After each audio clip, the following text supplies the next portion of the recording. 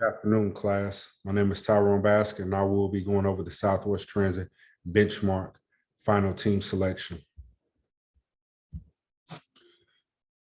Objective. During the time that I was selecting the four, I will go over what was the requirements that I was looking for. And after I chose the team, what did I analyze them for? For is the SWOT, strength, weakness, opportunities, and threats.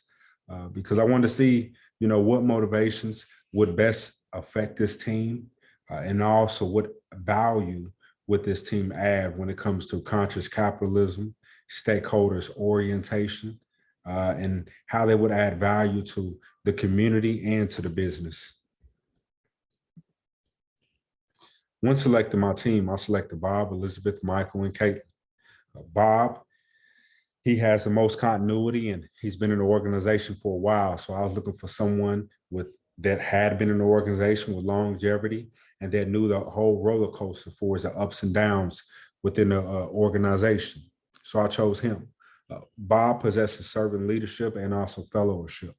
He's multitasker and he's a motivator. He doesn't mind giving a helping hand. In leadership and business, there's something called reverse mentoring. And reverse mentoring is when you place someone with a lot of experience, mostly a senior. You place them with the most novice person to develop them along their journey and career. I chose Caitlin. Caitlin, she possessed a lot of innovative spirit. She had ambition, drive, and she was competent, and she was a phenomenal operational planner.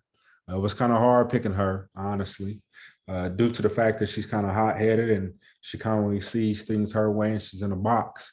When things don't go her way, she kind of disconnects herself from the group. And I definitely didn't want that. But her characteristics were high, and I got utmost respect and confidence in Bob that he will balance her out. So with that being said, I had to give Bob and I had to add to the team another seasoned individual, someone with a lot of experience. So I added Elizabeth.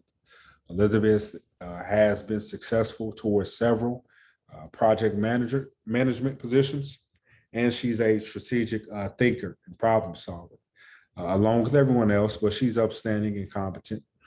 Michael is more the drawer. He's the visionary. He's the brainstormer. And he's for the people. He's a conscious leader, and he likes to be present. So with all four of them, I believe that they will be a very, very strong team. Now, when it comes to the strength, community, leadership, communication, motivation, and trust. These things is what stood out to me amongst all four of the individuals, but their weakness. Bob can get kind of grouchy and Caitlin can get kind of bitterness, and that can be weakness due to the fact that if things don't go in their favor, they can kind of shut down or kind of give up on the mission. And we don't need that with the urgency of getting this aircraft out to the community. Opportunities, there's tons of opportunities when it comes for this group. This group will grow and this group will transcend and develop a new scope and vision for the company. The threats outside of the internal stakeholders for as the community, they have the external stakeholders as threat. But within this group, the threat can be communication and just leadership. Hopefully we don't have enough, too many chiefs at the wrong time, and we just maintain Indians.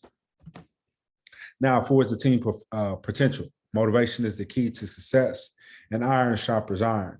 That's why I added Bob to the group, because Bob has a lot of continuity and experience, and he will develop them into become more conscious leaders and strategic thinkers. Now, when it comes forward the motivational strategy with this organization and these four members, you got poor hygiene factors such as, food, water, clothes, just the basic essentials, and having a job, of course. If these things are down, their performance is down. But when these things are up, then performance is up. So these four individuals, they will assist with taking away the stress. If they are not successful with this mission, then a lot of people will lose their job, and possibly pension and, places to live. So it's a lot on the line, but take away those fears and motivation will go up and these guys will work for you real hard. The next theory is the ERG theory. Like I mentioned before, for the psychological fears, if you take those away, then performance will go up. But employees also want to know that they are that they exist. So existence is crucial. You know that they mean something, that they're just not a number. So, but this company has a good reputation for is showing compassion and just being conscious when it comes to leadership and making decisions. And there's no doubt in my mind that they will continue. When it comes to relatedness, you know, being able to have that social dynamic when you come to work and diversity, having friends and people to talk to is important to employees. And just growth, understanding that, you know, employees, and especially in this group, not micromanage them, and for them to have task and ownership and possibly opportunity after they're done is huge when it comes to motivation in any company and this team. Now, it's not always going to be peaches and cream. There's going to be conflict, but as leaders, we must know how to conflict manage and strategy.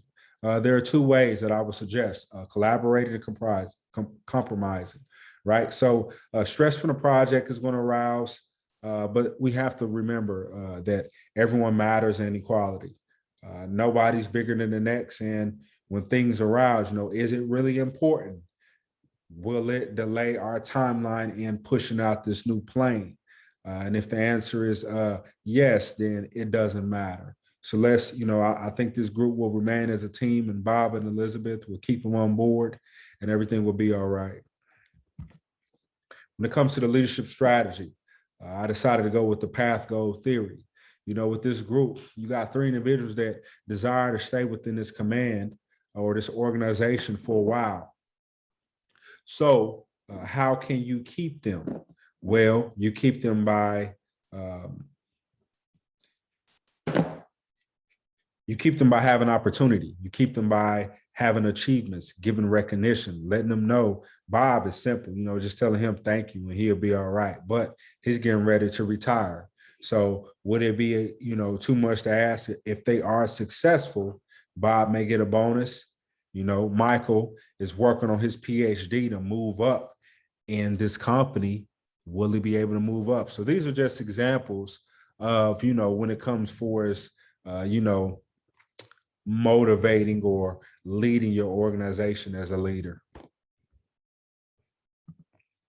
Now, conscious capitalism.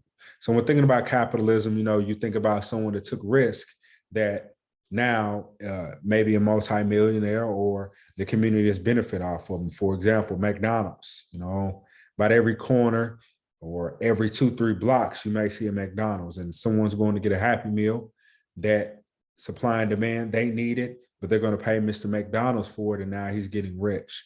But, you know, capitalism is just finding a way to leverage your ability to gain dollar over someone else, honestly.